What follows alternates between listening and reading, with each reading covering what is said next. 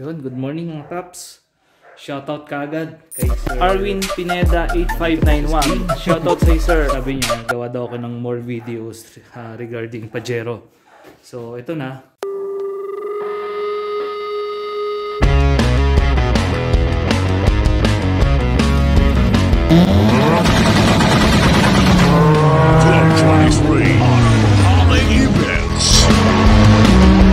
Ito na yung Pajero natin na pinatop overhaul. Ang ginastos natin is nasa 23 to 24,000 more or less po. So recap lang po, sa top overhaul, ang ginawa is nagpalit ng head gasket.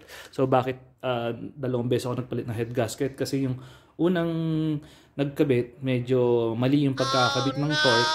Kaya nag-overheat ulit. So 1,250 yung bili ko noon. Tapos nilipat ko sa ibang mekaniko. So 1,980 naman yung head gasket niya. And then including everything, yung labor is 10,000, tapos yung mga iba pang expenses, so inabot ako. Tapos yung machine shop pala yun na madugo, 3,800. Hydro test tsaka machine shop, yung reface nila yung head. So yun, kaya umabot tayo ng 24,000 more or less, yun ang ginabot. So ngayon, okay na siya, quick start na rin. Tapos isa pa palang problema nito is yung hard start, kasi pag umaga, yan lamig dito sa amin. So nakaka-5 crank ako sa umaga hanggang malobat na to eh. Ngayon, pinalitan yung heater relay. Nung napalitan yun, 750. Ngayon, kahit isang heater lang, start mo na agad, under na siya. So which is good. So worth it naman yung binayad natin. So ngayon, andito tayo. Lilinisin naman natin to ngayon. Okay, kasi sobrang dumi. Grabe ang alikabok ko. Especially makina. Nilinis ko na to dati, pero lilinisin natin uli ngayon kasi nagdumi nung ginawa sa machine shop. Yun. Okay. So ganyan lang naman ang pag-alaga ng sasakyan. Parang tao rin. Food. Sinasabon na rin natin para all goods. Talagang malinis. Yung paglinis natin mga paps, any dishwashing liquid na makakatagpuan ninyo sa kusina ninyo. Tapos tubig, tas itong sprayer lang. Ganun lang. Gamit na lang kayo ng ganito. Marami, nagkalat to. 180 yata ito.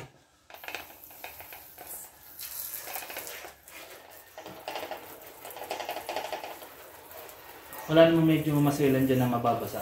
Tulad ng gasolina. Yan. Ito medyo okay lang.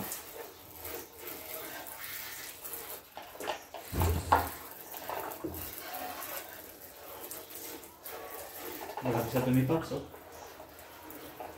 Ayun nga, paulit-ulit ko sinasabi. Ang mga ating sasakyan kasi representasyon ng ating pagkatao. So, kung malinis tayo sa katawan, so dapat malinis din tayo sa sasakyan. Pananaw ko lang yun Hindi lahat ganun ang pananaw.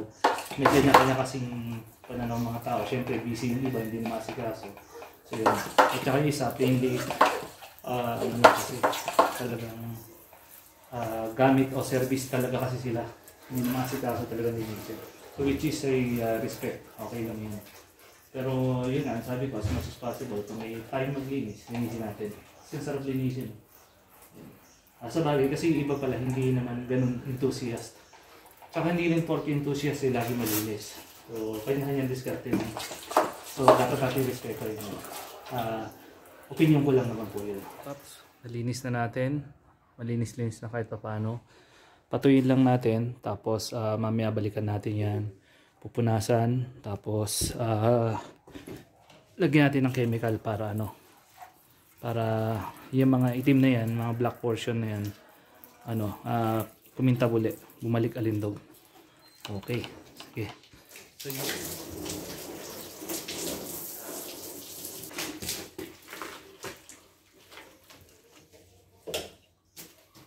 gamit tayo ng ganito mga paps. Easy Clean Car Shampoo. Bigay ni Utol sa akin, ni Borgie.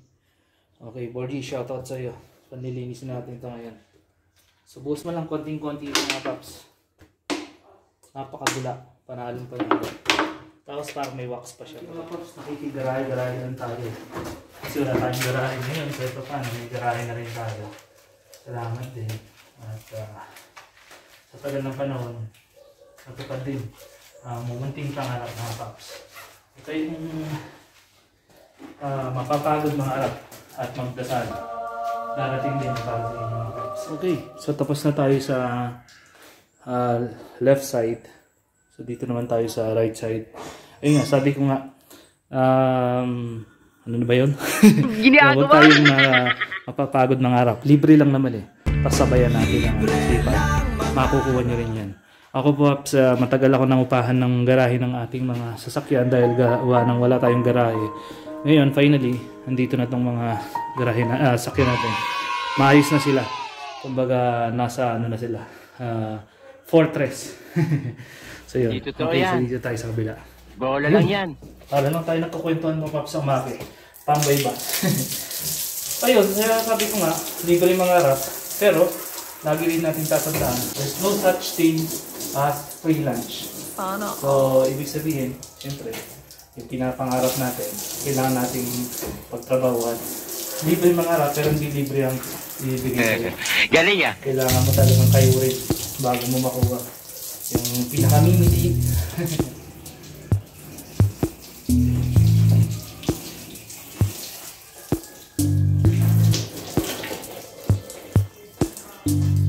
Natin paps, nabandawan na rin. Time to punas, gamit tayo ng chamois, ayun, chamwa, para mapunasan itong mga ano, basa. Especially ito, inuna ko dito kasi tutok sa araw eh. So mahirap matuyo na ano, na hindi na punasan, sisira pintura. Okay, so ito, punas. Okay, so punasan muna natin lahat.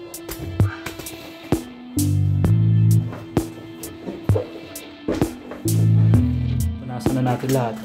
Tintab oh. In fairness talaga, maganda yung wax ni Borgie. Ayan, shoutout sa iyo Borgie. Ano ba to? Easy Clean Car Shampoo with wax. Kaya pala ginagawa mo. Pag hinawakan mo, parang may lotion eh. Hindi totoo yan. Ayun. Bola lang yan. Sinabayin ko na rin yung NMAX natin mga paps nilinis. Medyo sinipag eh. And then, next natin, itong makina, lagyan natin ng case. So as usual, kailangan natin ito, multi-power. Try natin yung mga ano, black na trim para na sa ganun bumalik siya sa dating pagka-black niya. Ayan, wala naman masyado pala. So yan lang naman. Okay, sabay na rin natin to. Okay, so mamaya tingnan natin yung mga paps kung ano kalalabasan yan. Okay, so punasan mo lang na ganyan para manumbalik yung mga dating itim.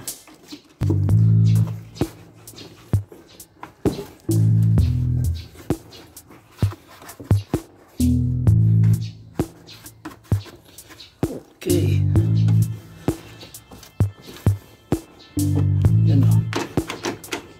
Saya na naman si ano natin, si Sergio Tapajero. Malinis na naman eh.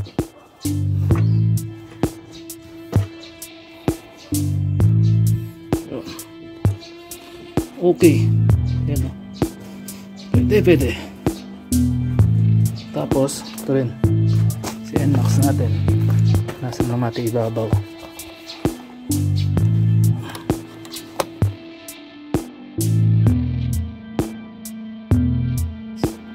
Linis na natin itong ating makina. Linis na oh. Parang bago, pwede matulog. Okay, so nalinis na rin natin yung NMAX natin. Ayan o, super linis. Okay, so alright. Okay, so ito yung body naman, pabangan natin. Saka na natin i-wax, saka na natin i-buffing. Pag may oras, medyo busy na ulit, maraming gagawin. So at least malinis na siya. Okay, so alright. Yun. Salamat mga paps sa pagsama sa akin sa pagtambay sa paglinis ng ating Pajero. Shoutout tuloy kay Sir Arwin Pineda 8591. Sabi niya gawa daw ako ng more vlogs sa patungkol sa Pajero. So yung Pajero natin, ito 4M40 4x4 JDM o Japan. Converted siya, ibig sabihin exceed. Pag exceed mga paps, pwede kang magkambyo ng 4x4 kahit na umaandar. Yun. Medyo nakakapagod nga lang. Ano ba ba specs nito? Yan, naka 17 XD series mags. Ano bang tire series niya sa nagtatanong? Kasi ito, pina-offset ko to ng ano, ng parang ilang millimeter ba? Nakalimutan ko na. Siguro halos 1 inch na offset to. Yan. Tapos, series ng gulong is 265/65 R17 sa mga gusto magtanong ko anong series niya. Maganda yung series niya. Saktong-sakto. Hindi malaki, hindi maliit. Okay. Ano pa ba? Naka-owning siya. Tapos ito hindi ko pa nabuksan todo kung hanggang saan naabot. Tapos ano pa ba? Ayun, magulo nga lang. Naka 10 inch na Android stereo tayo. Lahat basic na lang din. Tapos 4x4. Tapos nilinis lang natin to. And then gana yung sa roof natin. Gana lahat ng ilaw na yun. Walang hindi gumagana. Including dito sa ano, sa gauge cluster natin. Lahat gumagana. So yun, busina. Yun, Bosch. Ang busina natin. Sarap gamitin. Alright, so yan na. Malinis na yung loob. Pero lilinisin ko pa rin sa susunod. Magdi-detail tayo kasi matagal na stock tong ating Pajero. Okay. So, yun na muna mga paps. Salamat sa pagsama at pagtambay sa akin ngayong umaga. Ayun, kung nagustuhan nyo itong video natin, siyempre dating gawin like, comment, share, and subscribe, and Papi Power. Yun, no?